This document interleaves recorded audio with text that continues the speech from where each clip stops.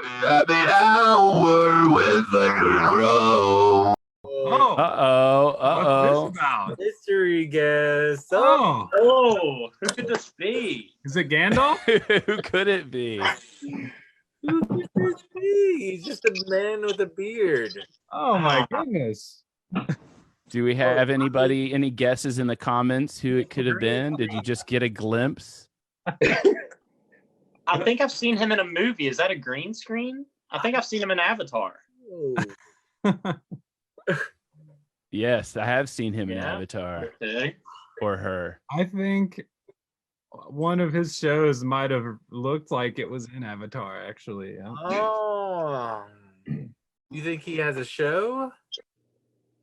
I mean, one of his like concerts. His con. Like, So, like I said, this mystery guest was an artist at Groovin' with the Grove. oh man, And I think I know. I think he looks like somebody that plays like an instrument, like really popular instrument that like a lot of other people play too. very common. Really common. Very Yeah, common. really common instrument. Yes. I think ukulele. Those aren't that common. No more common than that. Like, Like acoustic guitar. Didgeridoo. yeah. It's like a didgeridoo. Nothing really particularly unique about it, really, right? No.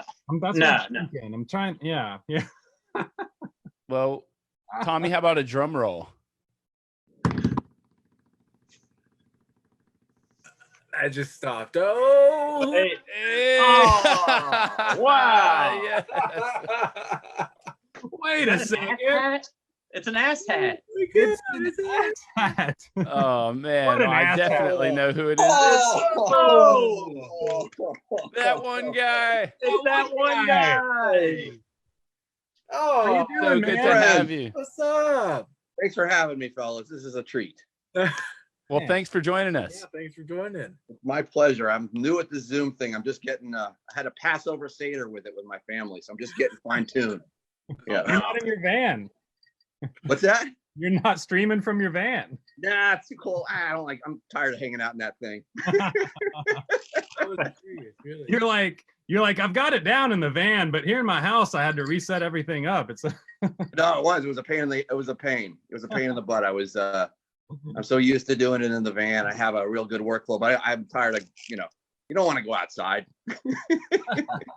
Well, happy Passover. Happy Kind. Passover. Shana Tova. I don't know what that means, but I'm happy Passover. I'm just a Happy- lowly Gentile. That means, it actually means Happy New Year. That was the wrong holiday. That was my mistake. So Oh, that's all right. I wouldn't have known. So have you've been staying busy with the show? Yes. yeah, I've been working on my little stream thing that I do and praying that I get to play gigs again soon, hopefully. Yeah. Like we all are. Yeah. Well, you were at mentioned earlier. You were at Groovin' with the Grove, year 2, I believe, or year 1. I'm sorry, Is that the first one? year 2, I think. or year 2. Year Yeah, 2. I Yep. think so. Year 2. It was 2 summers ago. I'm trying to look up pictures now. It wasn't last summer, but the summer before. Yeah, it was year 2, Yep. and it was a legendary set. It was everybody. You had everybody completely, enthralled. So Or no, It's a what I blast. really liked. He also did the magic show, man. That was awesome, Yeah. man. The Yeah. kids really love that too. I mean, as That well was as a the treat. adults. But it was cool. Yeah, I don't get to do that. It's hard to do that at a festival thing, and it was perfect there where we set up in front of the stage and everything was the perfect setup. It was a blast. It was awesome. Yeah. We'll have one of your cards somehow when you flew out or flung it. Do you remember which one it is? King of Hearts. The King of Hearts. Yeah. have you been missing a King of Hearts? I'm always missing a King of Hearts. Wait a minute. Hold on. Oh. What? You're missing a King of Hearts, my Wait a friend. now. second. Wait, did you guys plan that? No. Wait, this really wasn't planned, was it? That really wasn't planned, right? No, it's not planned. We don't. No, My palms are sweaty. You just keep that up there? You got to be kidding me right now. That's insane. No. That was good. Oh my god. You know, I was gonna say, you're like, maybe you could do a little magic for us, but then I felt like, you know, it was like people saying, well, play whenever you walk on a airplane with a guitar and somebody's like, play us a song, buddy. You know, I didn't want to be like, dance monkey, do some card tricks, you know, but I'm glad you did. Well, when I saw the butt thing, I was like, oh, we're in for it now. We're in for a treat. We're in for a treat, of course. Well, if you're just joining us, we have that one guy, the legendary that one guy with us who played at Groovin' with the Grove year 2. And when we were there, got you backstage a couple minutes after you got off, and it was just such a smoking set. I had to grill you on your bowing and all that stuff because I was like, oh man, it hit me when I was watching your set. This guy's a bass player. Yeah. Oh, You know what I mean? Yeah, And that's so where it all comes from. and when I felt so like, you know, vindicated when I went to ask you that, and you were like, yeah, man, that's where it all started. So how did it all start? You know, I've been playing upright bass and electric bass since I was a little kid. My dad's a bass player. He was a full-time jazz bass player for a while when I was a little kid. He sort of stopped playing and sort of went more into the sort of regular world to raise a family, because it's hard to raise a family playing bass. But although he used to play 7 nights a week and make a pretty decent living back then, but I was always around music and jazz when I was a kid. I was super lucky in junior high. Was that in Toronto? No, I was. It was in Southern California. Okay. Yeah, it was like out kind of in the Valley area there, and outside of Los Angeles, and then Okay. Which was a great place to grow up because my middle school had this incredible music program, and everybody wanted to be in the jazz band, which sounds crazy. That's what everybody wanted to do. And because I played bass, it's always the story. Everybody needs a bass player, and you're always going to have an easier way into things playing bass than you would if you play drums or guitar, saxophone. Everybody needs a bass player. So I just started playing. My dad had the upright bass in the house. He said I could have it because he didn't want to play it anymore. And I just kind of got lucky and kind of jumped right into it before I even knew where the notes were. I was in a bunch of bands and playing with people, and I got into playing freelance work real early. I was playing in like, you know, freelance cocktail jazz groups and blues bands and things, and just got schooled at a real early age because everybody needed a bass player. I was unqualified, but I had a bass, you know. So when did you start doing like the magic pipe type stuff? When did that come about? That came about quite a bit later. I played professionally as a bass player for a long time, and I had my band also that was all original music, sort of in the style of what I do as that one guy. But I had this one-man band idea really early on, more as a dare to myself to see if I could do it. I liked the idea. My band that played all original music, we would get paid $50 for the whole band to split. Yeah. And I remember thinking, you know, if I did these gigs by myself, $50 is pretty good, you know? And I actually asked one of the club owners if I could try my one-man band at his club on a Monday night, and if he'd still pay me $50, and he said he would. And it was more of a, let's see if I can do it, you know? And as a bass player, that doesn't come naturally, the idea of accompanying yourself and being a sort of solo performer. It's very counterintuitive as a bass player. So I had to start figuring things out. And the magic pipe was this thing that came years later, even after this, because I was toying with the idea of how do I accompany myself as a rhythm section, as a melodic sort of melodic based instrument, which is not my background. I'm a bass player. I don't know anything about melody. I had to figure that out later. And the magic pipe is something I just started building. And over the years, it sort of started coming together. It was very Home Depot junkyard at the beginning. And as I kind of fine tuned it over the years, it sort of magically took its shape. And I'm still I'm still fine tuning it. I'm still learning new things about it every day. And after every tour, I come home with a list of things that I need to rebuild and redo and fine tune. And luckily, you know, I've met some amazing people that know way more things about electronics and MIDI and stuff than I do. So I can always ask and say, hey, how would I possibly do this and do this and do this? And usually somebody's got an answer, or I just, you know, bang my head against the wall till I figure it out. There's always that. That's what we do, right? As musicians. I have, Amen to that, brother. You can see, it's hard to see, but this is that one guy at Groovin' with the Grove. Sweet. from our Instagram, and let's see, and that's a little closer up of him. Yeah. Dude, it was so cool, and you can see too, like the weather was just beautiful that evening. The sun was setting over the mountainscape, and it was a really cool moment having you up on stage, and it was just the madness that was coming out of the speakers, and just the whole vibe of everything was so cool. So Thanks, brother. I can't wait till we can do that one again. Yeah, no kidding. It feels like a surreal dream to play a gig like that at this point, doesn't it? Even though it's only been a month. I know. Which goes to show you, the time flies by so quick, and I do feel like this will pass quick. It will pass soon enough. It's not going to be next week, or I don't even think next month per se for playing gigs, but we will be doing this again. But it's funny how it almost feels right now at this particular moment like an impossibility to play a gig. Yeah. Like I've been looking at old Instagram photos of my tour that I was on. I was in the middle of a tour in March, and going, wow, that seems like another lifetime to me. Yeah. But how many? It just goes to show you how fast these things happen, and probably how fast they'll pass and go away. So how many gigs did you end up having to cancel, and when was the date of your last gig that you actually got to play? I was scheduled to do it was over a 3-month tour, which is normally sort of what I do. And in the winter, spring, I usually start in January-ish, February-ish, and go all the way into just about summertime. And I got almost exactly halfway through it. And I was doing a counterclockwise circle around the country. So I started like in the desert and Southwest, and I went all the way through Texas and Alabama, all through the South, down through Florida. And then that's when I usually go straight up through the East Coast. And I got to literally Richmond, Virginia. I started thinking this was definitely going to go. I could just see the writing on the wall when I was I think I was in Raleigh. I could just tell. And even my gig in Richmond just felt weird. And then I had a great last show in Roanoke, Virginia. And they were trying to keep the club going through all this. This is before anybody knew what was happening, really.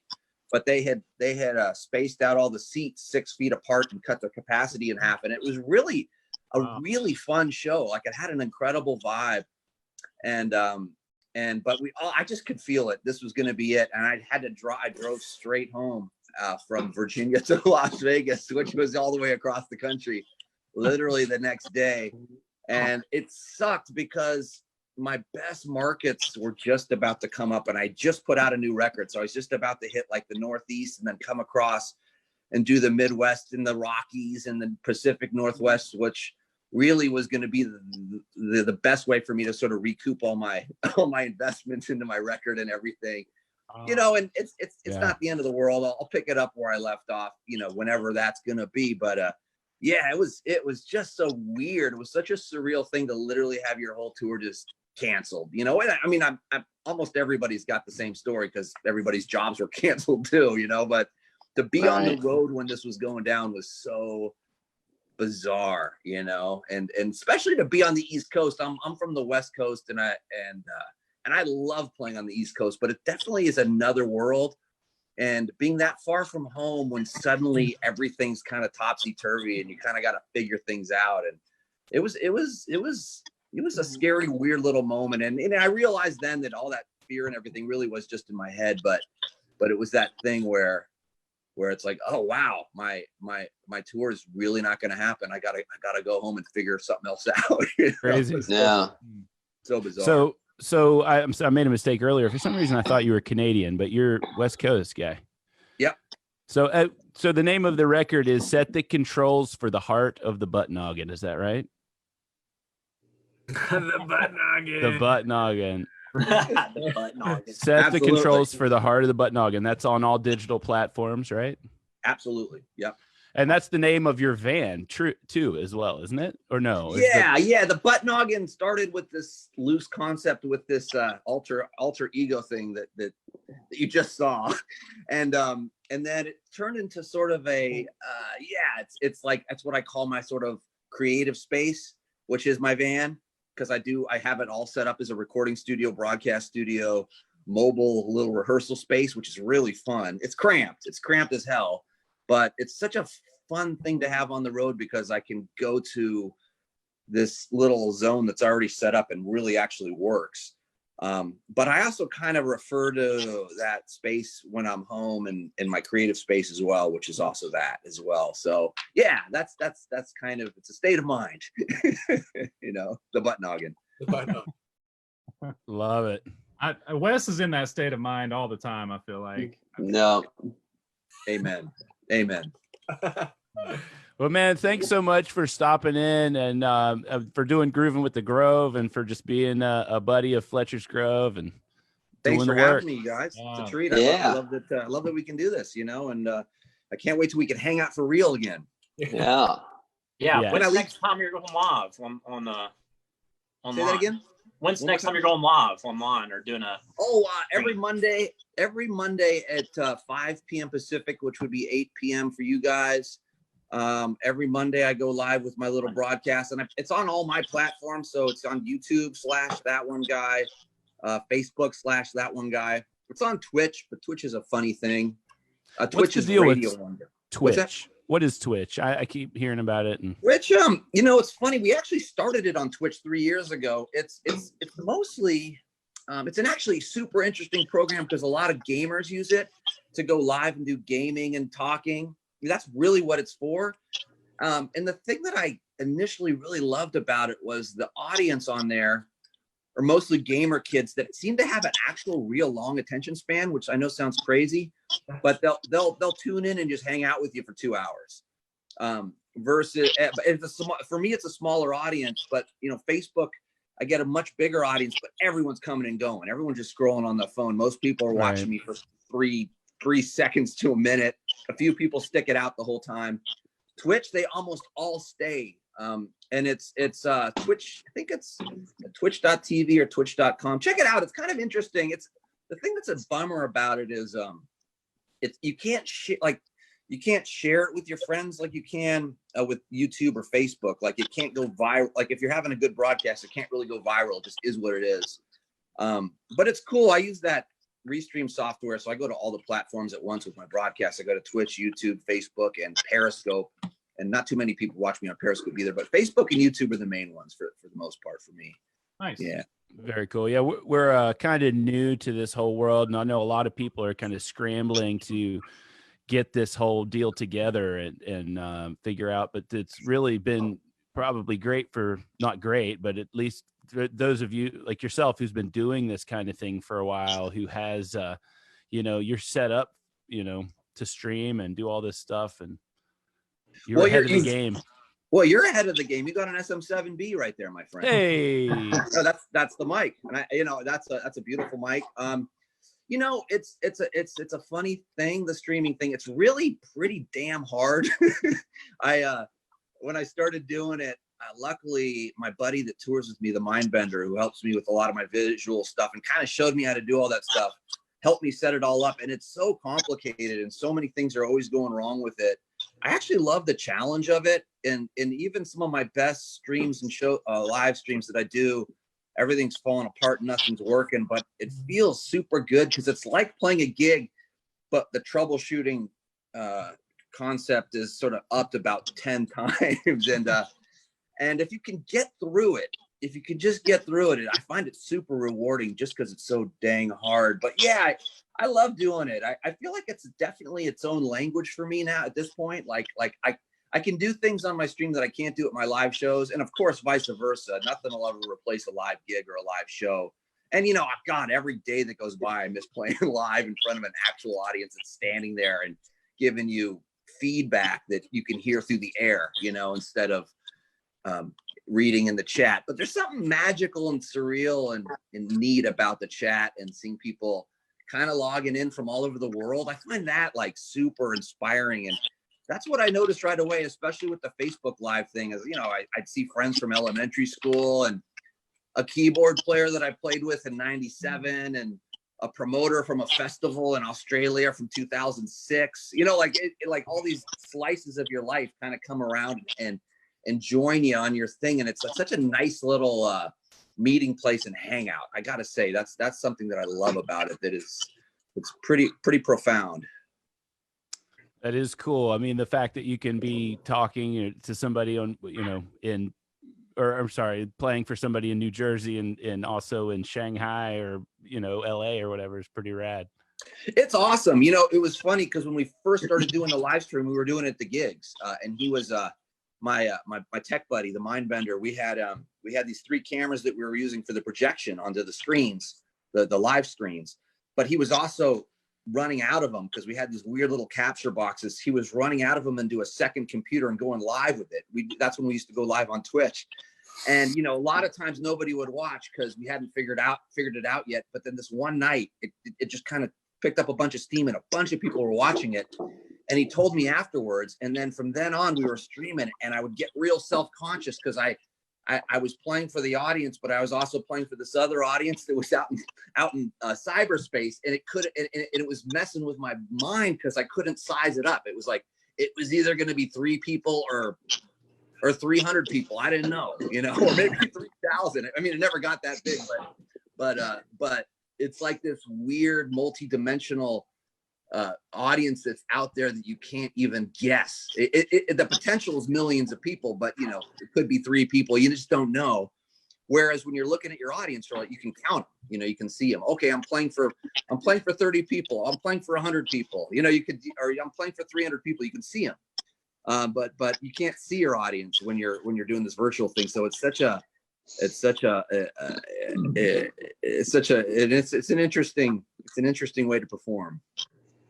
That's so true. I noticed, like every performer early on in their career, and sometimes people throughout their career, you get the nerves of getting ready to go on stage and all that stuff. And it gets easier as you do it. It's like a muscle, And then totally. With the streaming, I noticed we talked about this because Matt and Ryan have been doing some sets, like live Facebook live sets and things like that. And we talked about how nerve-wracking that can be. And I think that you just nailed it. Like the inability to size up your crowd. You don't see their faces and see how they're reacting, or if their butts are shaking, or if their toes are tapping, or whatever. Or if your gear works, or if they can hear you, or if they can see you.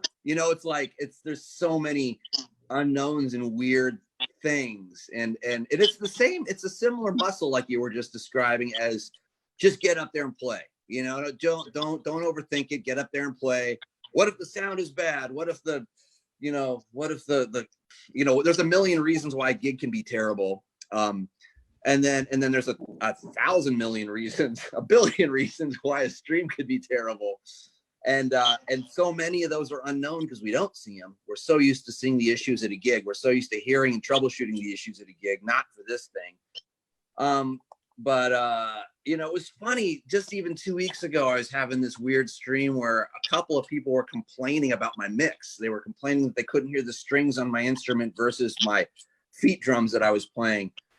And it totally got in my head and made me think I had everything all screwed up. And I listened back to it, and it was exactly the same as it always was. I never touched my mix once I got it mixed. And it was that same problem that we have, like when we're in the studio and we're recording, when we're overanalyzing.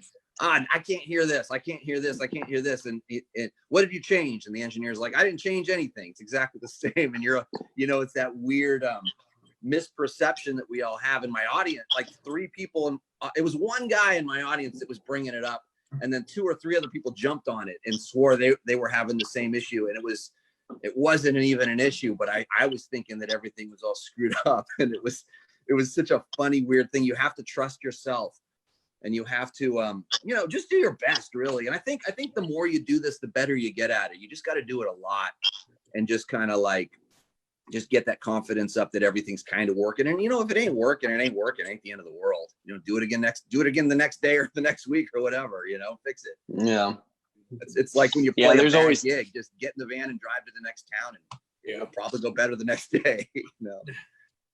That's right. Thanks, man. Mike, we appreciate you so much. And thanks again for being a part of Grooving with the Grove year 2, and for dialing in and just chatting with us and letting us pick. You're welcome, guys. Hey, can I end with a quick knock knock joke? Of course. Absolutely. Okay, all right, here we go. Knock knock. Who's there? Banana. Banana who? Oh. Okay, that's better than an actual punchline, wouldn't you say? Absolutely. All right, I've got to do one more then. One more. Now that we know the rules. Yeah. Knock, knock. Who's there? Who's there? Orange. Orange shoe. Orange too. Orange, you glad I didn't pull another banana out of my beard? Oh. Unbelievable. Make sure you're eating your fruits out there, by the way. I know some of us are eating at home. Eat Get your fruits. vitamin C. Good. Yeah. That one guy, everybody. Thank you so much, man. You're welcome, guys. Stay safe out there, brother. We'll see you on the road.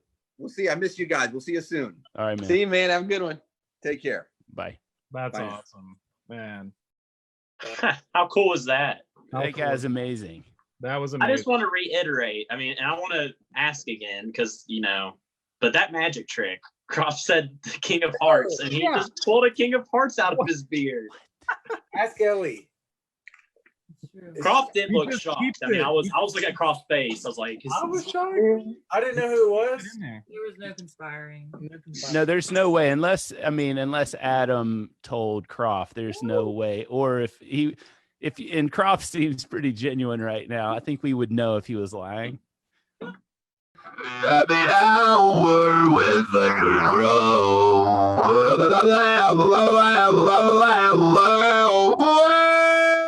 Happy hour with the crow.